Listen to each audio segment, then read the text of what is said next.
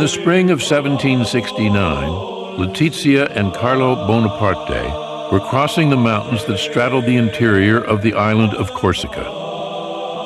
They were Corsican patriots, determined to repel a French army that had invaded their tiny island nation. The Corsicans were only about 100 to 120,000 people of peasant or shepherd origin. They had very few firearms, very little gunpowder, and that was all. They had to defend themselves against the 22 million population of France, then the most advanced country in Europe. The Corsicans never stood a chance. After a year of fighting, leaving thousands dead and wounded, they were defeated, and Letizia and Carlo were going home. Letizia was 6 months pregnant.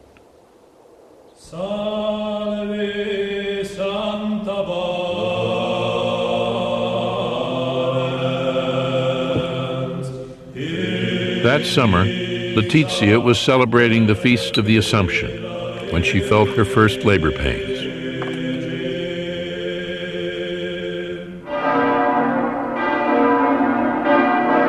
Later that day, August 15th, 1769, she gave birth to a son, Napoleone Bonaparte. Born just after the bitter French conquest, Napoleon would spend his childhood hating France, the nation he would one day rule. I was born when Corsica was perishing, Napoleon later wrote. 30,000 Frenchmen spewed onto our shores, drowning the throne of liberty in waves of blood. The cries of the dying, the groans of the oppressed, and tears of despair surrounded my cradle from the hour of my birth. Corsica was now a French colony. Suspended in the Mediterranean between France and Italy, for centuries Corsicans had fiercely resisted invaders, Romans, Moors, Genoese. After the French victory, Corsican rebels fled to the mountains, where they continued to fight on. But Napoleon's father, Carlo, a 23-year-old university student, readily submitted. Soon he was wearing powdered wigs, embroidered waistcoats, and silver-buckled shoes. Napoleon never forgave him for betraying his Corsican heritage. He would later say harshly that his father was rather too fond of pleasure. I think Napoleon always held a grudge against his father for having submitted. But poor Carlo, he knew he had lost the battle. He realized the French were there, so he had to live with them and make the best of it. Carlo began practicing law, won election to the Corsican Assembly, and rose in the esteem of the French rulers. But Napoleon rarely had a good thing to say about him. He saved his praise for his mother. The beautiful, strong-willed Letizia. As a mother, he would say, she was without equal.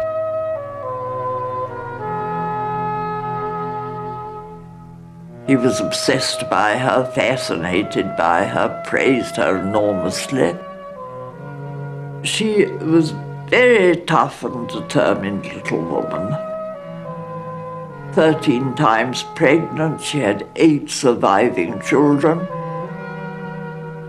He says that all his success in life was due to the training she gave him. La mère. The mother. What a man, Napoleon said. She has the head of a man on the body of a woman. Carlo and Letizia owned a house in the country as well as one in the city, a mark of their status. They were Corsican aristocrats, but they were not rich. With 8 children, they struggled just to get by on an island that had been impoverished for centuries. There was nothing, the ambitious couple believed, that Corsica could offer them or their children. Only one country could, the country that had vanquished their own, France. As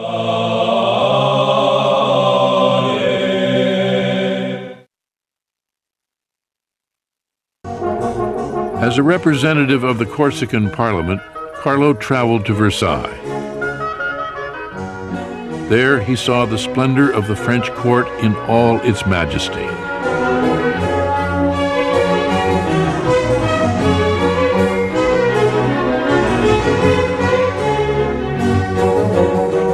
France was the envy of Europe. Great Britain, Austria, Prussia, Spain, none had more people or greater wealth. While America was just beginning its experiment with democracy, Versailles gave testimony to the power of kings. Carlo was an awestruck provincial. Rumblings of discontent with King Louis XVI and aristocratic privilege were no concern of his. That Queen Marie Antoinette and a frivolous court were draining France of precious resources did nothing to diminish Carlo's delight in everything he saw. He dreamed that one day his children would become noblemen in that glittering citadel of power in which he had no place. For years, Carlo had nourished a plan. In Versailles, he saw it come true. He secured Napoleon a scholarship to a school in France. Napoleon set foot in France for the first time in the winter of 1778. A thin, sallow 9-year-old, accustomed to the warmth of the Mediterranean, suddenly alone on the windswept plains of northern France.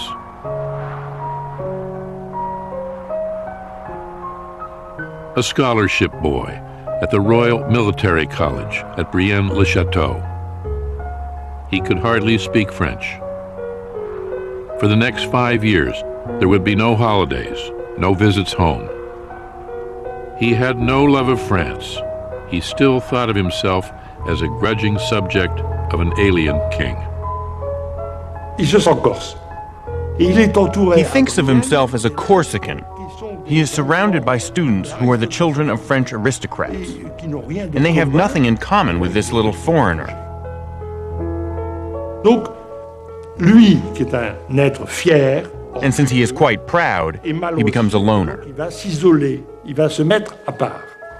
Napoleon would one day turn his sympathies toward France, but not without years of resentment and struggle.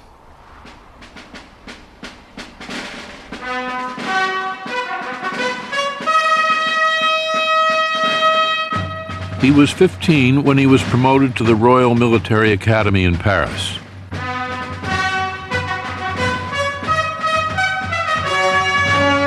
Along with the sons of some of France's greatest families, he would learn the splendors of French civilization. The Royal Academy was as much a finishing school, turning officers into gentlemen, as a war college. We were magnificently fed and served, Bonaparte said, treated in every way like officers possessed of great wealth. The poor Corsican teenager still felt like an outsider. He had entered a world of opulence and luxury, but it only served to fuel his scorn for the privilege and snobbery of the French nobility. One teacher described him as quiet and solitary, frightfully egotistical, proud, ambitious, aspiring to everything. He would go far, his school report read, in favorable circumstances. He began his apprenticeship as a soldier when he was 16, a lowly second lieutenant, training with the best artillery unit in the French army. He grew expert at sighting a gun, handling rammer and shot, deploying men. One of the greatest careers in military history had begun. He feels that the regime will not let him have the position he dreams of. The top positions are reserved for the noblemen, while Napoleon comes from minor nobility, poor people. Frustrated in his military ambitions, Bonaparte dreamed of becoming famous as an author, wrote a brief history of Corsica, even tried his hand at a novel. Il se sait, il se pense, il se croit. He knows that he's capable of great things. Appelé peut-être à un grand destin. He feels that perhaps he's destined for greatness. But at that point, how can he possibly believe it? Il s'ennuie à mourir. He's bored to death. À mourir. Always alone among men, Bonaparte wrote, I come home to dream by myself, and to give myself over to all the forces of my melancholy. My thoughts dwell on death. What fury drives me to wish for my own destruction? No doubt because I see no place for myself in this world. It was the revolution that would set Bonaparte free.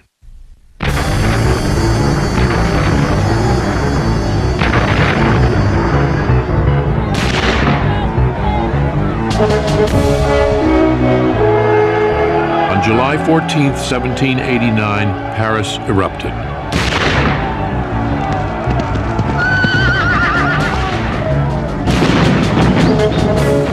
Angry crowds stormed through the streets, crying liberty, equality, brotherhood. France was thrown into turmoil. The monarchy itself tottered on the edge of destruction. A defiant National Assembly challenged the absolute right of the king, stripped nobles and clergy of their ancient feudal privileges, fracturing a social order that had endured for centuries. After years of injustice and inequality, the revolution had begun. It would take years before it would end. As the revolution gained momentum, Bonaparte was serving in the army far from Paris. He distrusted the violent mobs, but welcomed the changes transforming the country. He is certainly not a revolutionary before the beginning of the revolution. But Bonaparte welcomes the revolution as good news. It almost has a religious impact for him, because all of a sudden he feels that the revolution is going to open up French society. La révolution va ouvrir la société française. L'abolition des privilèges, le fait que la société française ne va plus connaître hiérarchie, put an end to hierarchies and the kind of condescension from which Napoleon had suffered while he was growing up. Napoléon dans sa jeunesse. Bonaparte was a man of his times, and to be 20 years old in 1789 is very important. Napoleon's destiny and the destiny of the whole country become the same.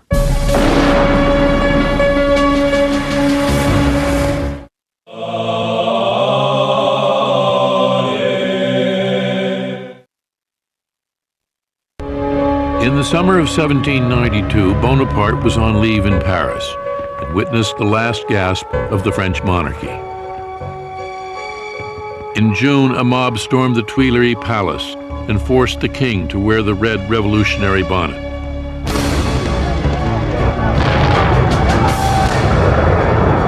In August, the mob massacred the king's Swiss guard.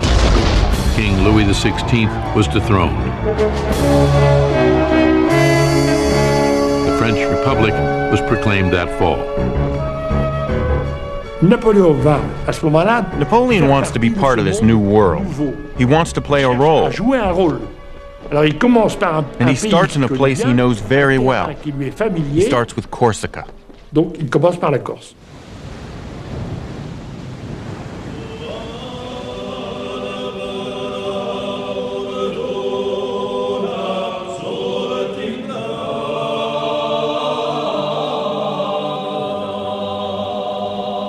Bonaparte was 23, an idealistic revolutionary, when he took leave of absence from the French army and returned to Corsica. The French Republic had made Corsica a part of France and given Corsicans all the rights and liberties of French citizens. Bonaparte, a lieutenant in the island's National Guard, threw himself into Corsican politics. Pasquale Paoli was the island's governor. Paoli had been Bonaparte's childhood hero, the leader of the Corsican War against France. Now Bonaparte dreamed of rising to power, standing by Paoli's side. But he would be bitterly disappointed. Paoli did not trust him. A ragazzone inesperto, Paoli called him. A big, inexperienced boy. The Corsican patriot thought Bonaparte too ambitious, too self-centered, too sympathetic to France. Bonaparte and Paoli are on totally different wavelengths. Paoli retains the idea that Corsica should be independent. By this time, Napoleon Bonaparte is perfectly comfortable with a Corsica that is part of revolutionary France. Bonaparte soon became the leader of a faction opposed to Paoli. Clan rivalry ran deep on the island, intensifying the political struggle between the two men. Paoli's partisans and Bonaparte's were soon at war. In the end, Paoli proved too strong. Bonaparte's home was sacked, and he was forced to flee to the mountains. The Corsican Assembly declared Bonaparte and his entire family traitors and enemies of the fatherland, condemned to perpetual execration and infamy. Bonaparte no longer had the right to live in Corsica. He had been given a death sentence by his own people. His idealism shaken, Bonaparte wrote his brother, "Among so many conflicting ideas, the honest man is confused and distressed. Since one must take sides, one might as well choose the side which is victorious. Considering the alternative, it is better to eat than be eaten." The defeat in Corsica, the break with his hero Paoli, had toughened him, made him shrewd, and turned him toward France. From the time when there is this breakup with Paoli's Corsica, he is French. He wants to be French. He is French.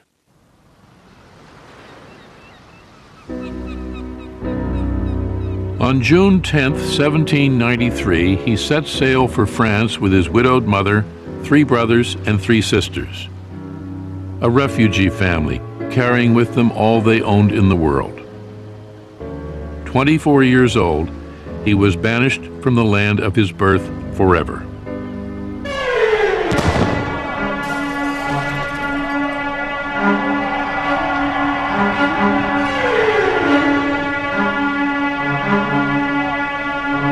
Bonaparte returned to France to find the French fighting among themselves.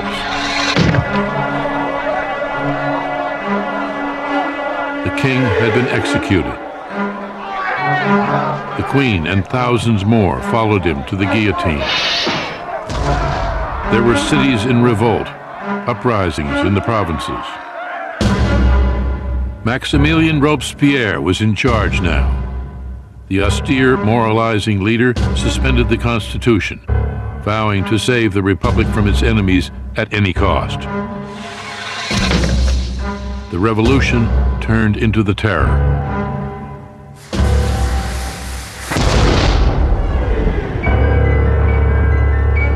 Torn by civil war, France was also at war with almost all of Europe. Austria, Spain, Prussia, and Great Britain were bent on destroying the new French Republic, while French radicals promised to help all peoples rise against their rulers.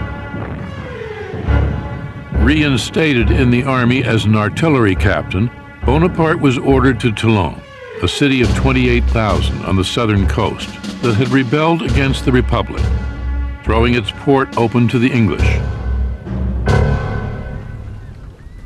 The British fleet defended the city from the harbor. 24-year-old Bonaparte thought he knew how to drive them out. He argued that if his soldiers could seize the heights commanding the harbor, they could bombard the fleet, drive it away, and the city would fall. It was a simple plan, but none of the generals would listen. The generals in Toulon were total incompetents, or a little worse. Finally, a fairly competent general showed up, listened to Napoleon's plans, and said, naturally. This would be Bonaparte's first great chance. With the aristocratic officers fleeing the country, there was suddenly a vacuum, an opportunity for rapid promotion for soldiers who could prove themselves under fire.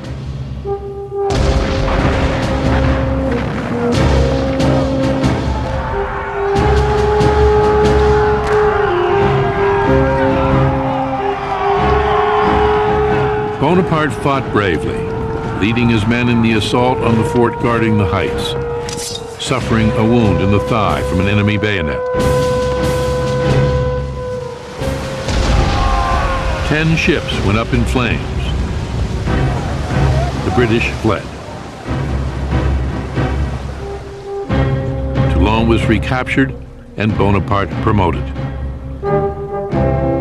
In just 3 months, he had risen from captain to brigadier general.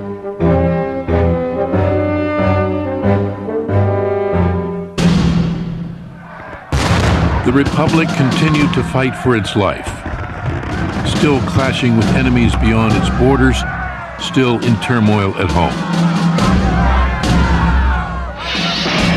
With France in chaos, threatened on all sides, Robespierre showed no mercy in his efforts to bring about unity and order. Liberty, he said, cannot be secured unless criminals lose their heads. Determined to make his voice heard, Bonaparte wrote a political tract in support of Robespierre.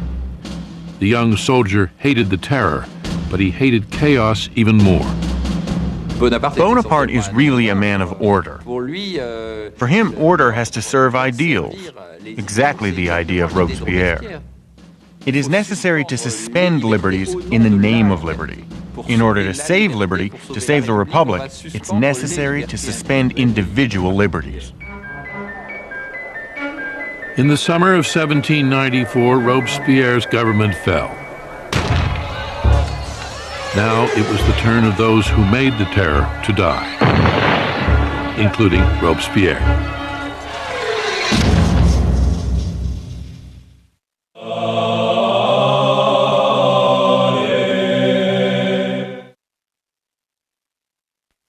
In the spring of 1795, Bonaparte headed for Paris. Now a brigadier general, he was determined to rise still higher.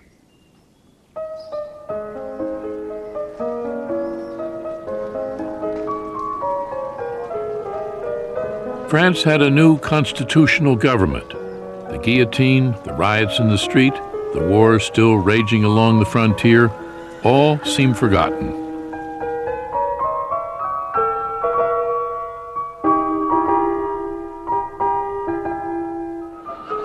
Bonaparte frequented the salons where the women who dominated Paris society held court. The women here, he wrote his brother, are the center of importance. Here, alone of all places on earth, they appear to hold the reins of government. But they wanted little to do with him. He was just another ambitious young soldier.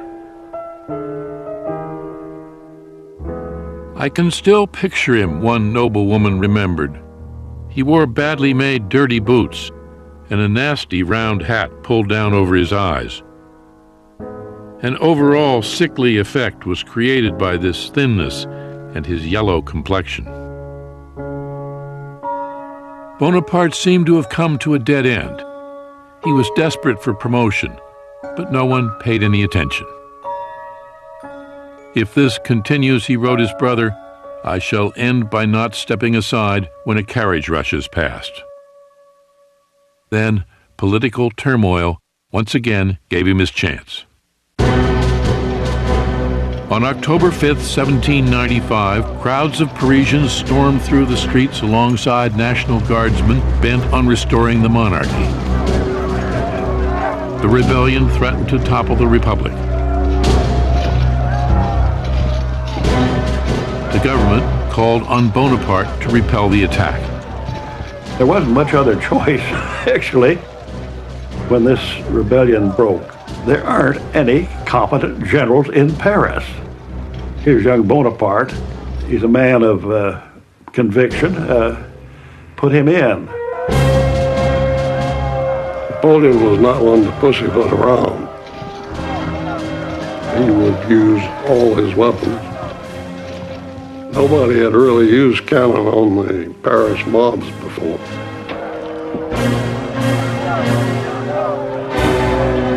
He was going to shoot. He waited till they could see the whites of their eyes.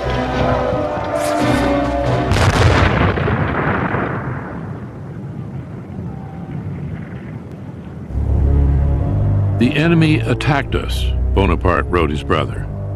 We killed a great many of them. Now all is quiet. I could not be happier.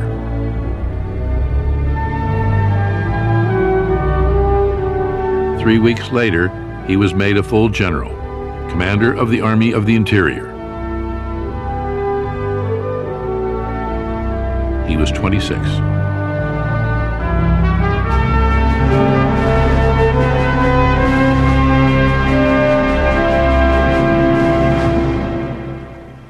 Bonaparte was now a man to be reckoned with.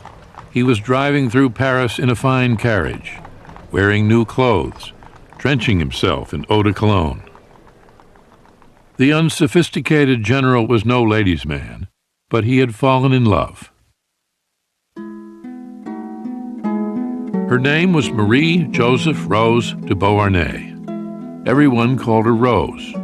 Bonaparte called her Josephine.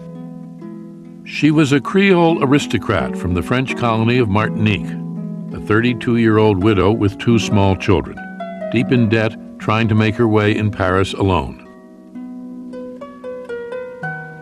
Languid, with a nonchalant shading into indolence, she was known as a woman of refinement, charm, and grace. It was said that she even went to bed gracefully. Bonaparte was dazzled by her. I was naturally timid among women, he said. Madame de Beauharnais was the first woman who gave me any degree of confidence.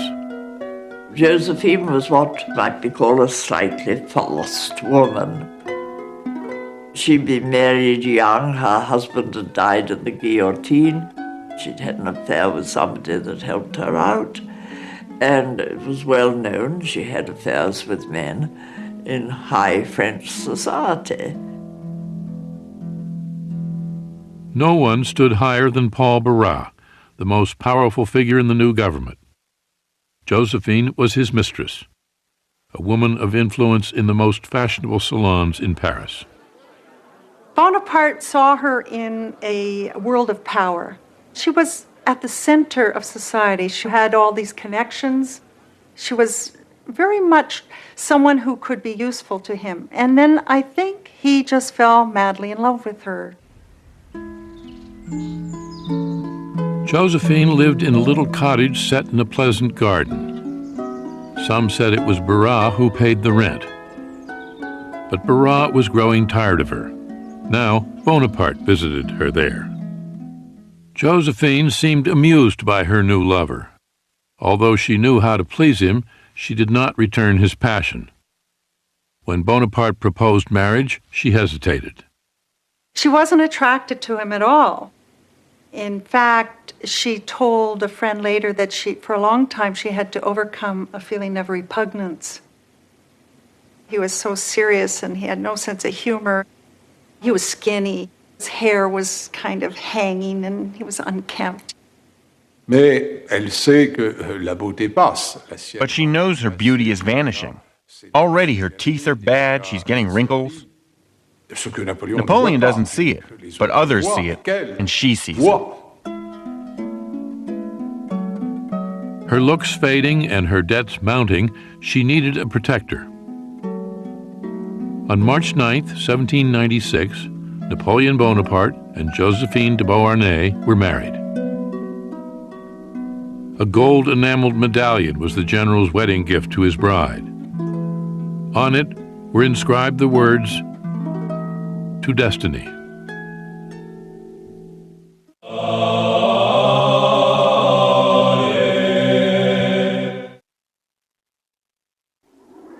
Bonaparte was sent to the Italian Alps.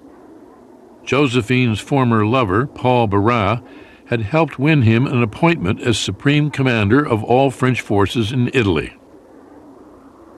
His assignment was to challenge the Empire of Austria and their Italian allies. He had never commanded an army before. Young and untested, no one expected very much from him, especially his own generals. Tout le monde l'attend avec un peu de moquerie. Everyone makes fun of him before he gets there. This little general who perhaps owes his command to his wife. Grâce largement donnée de sa femme. Or, il arrive. Then he arrives, and within a few moments, the veterans who made fun of him understand exactly. He is in charge. Il est le chef. I don't know why, one of his generals said, but the little bastard scares me. Bonaparte's army was in no condition to win battles. It had been stagnating under incompetent commanders in the foothills of the Alps for almost 2 years. Soldiers, he proclaimed, you are naked and ill-fed. No fame shines upon you. I will lead you into the most fertile plains in the world. Rich provinces, great cities will lie in your power. You will find there honor, glory, and riches. He really enthralls them. He's a terrific actor. Il est capable. He is capable of laughing, smiling, brusquement, and then suddenly he is passionate, inspiring fear, horror, and anger. Colère. On April 2nd, 1796, Bonaparte led his army forward. He was badly outnumbered. 38,000 French soldiers faced 38,000 Austrians and their allies, 25,000 Piedmontese. Bonaparte planned to isolate the Austrians from the Piedmontese, then conquer each separately. He would strike first at Piedmont. In just 2 weeks, he won 6 battles, took thousands of prisoners, and broke the back of Piedmont's army. One Piedmontese officer would later complain, they sent a young madman who attacks right, left, and from the rear. It's an intolerable way of making war. On April 26th, Piedmont surrendered. Bonaparte demanded gold and silver and paid his troops, the first real money they had seen in years. Soldiers, he said, we thank you. While Bonaparte led his soldiers into battle, he never stopped thinking of Josephine, writing her letter after letter, day after day.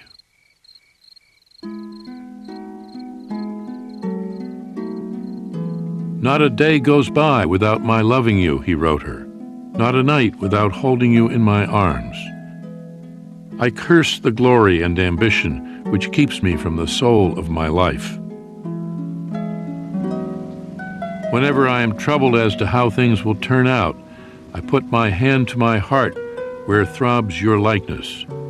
I have but to look at it, and my love is perfect happiness. Josephine would sometimes read his letters aloud to friends. Bonaparte, she told them, is so amusing.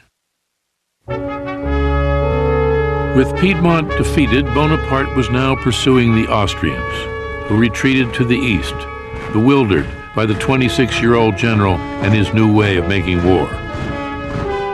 In the 18th century, there were nobles commanding on both sides, and they had a certain code. The armies would maneuver, and very often, if one had the other in check, that would be the end of it. There would be no fight. Napoleon was, in a way, the first modern general. He did not accommodate those old codgers on the other side at all. Il attaque tous les jours. He attacks every day. He attacks when it snows, he attacks at night, he attacks when it's cold. It's not the way the game is played. He looks for the enemy, fights it, and when they assume that he's going to stop, he continues. The next day, he fights again. It surprises them.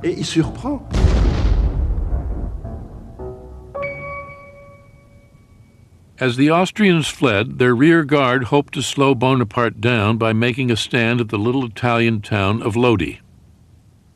They fortified a narrow wooden bridge with 14 cannon and 3 battalions and dared Bonaparte to cross it.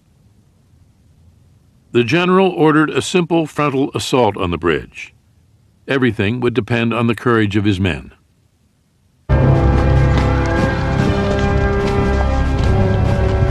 He had earned their admiration with his rapid string of victories. Now he would find out if he also had their faith. How do you incite men to do something like that? It's charisma. I mean, he got tremendous presence. Napoleon was a master at motivating his soldiers.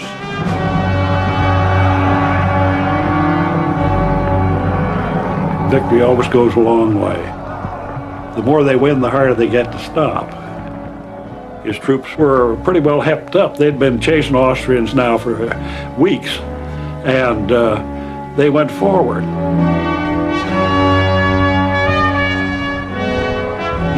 There are no tactics at all. The troops come in so enthusiastically and quickly, it surprises the enemy. It's just a question of enthusiasm. Everyone throws themselves into it. Everyone risks death.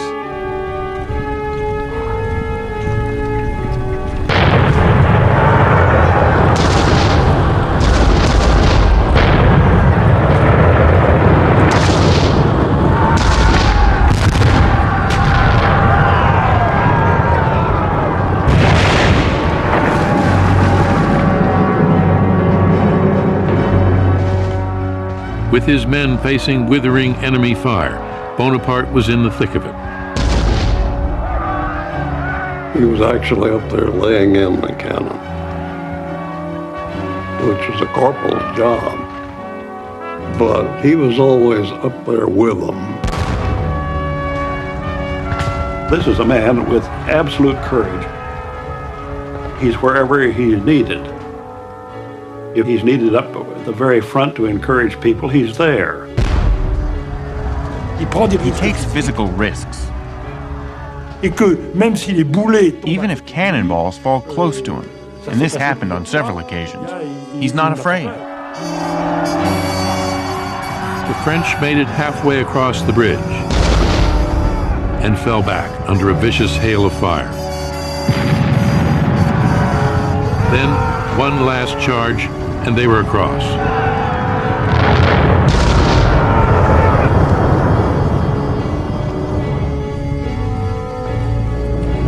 The Austrian guns fell silent.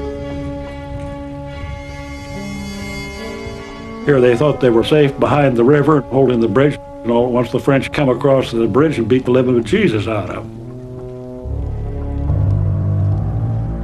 It's a real spectacular job. It wasn't a big battle. The casualties were not particularly heavy, but he had imposed his will on his own men and the enemy, both. It was not a great victory. The Austrian army had in fact escaped. But Bonaparte had won the respect and devotion of his men. He came out all sweaty and grimy and covered with gun smoke. The troops liked that.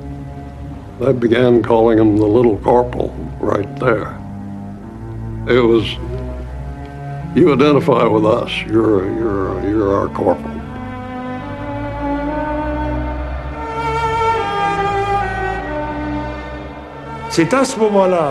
This is the moment when he becomes convinced that he has a lucky star, and that destiny has chosen him to accomplish great things. They haven't seen anything yet, Bonaparte told one of his generals. In our time, no one has the slightest conception of what is great. It is up to me to give them an example. There was a spark.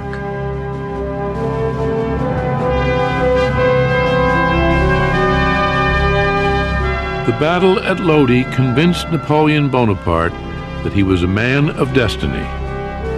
From that moment, he said, I foresaw what I might be. Already I felt the earth flee from beneath me, as if I were being carried into the sky.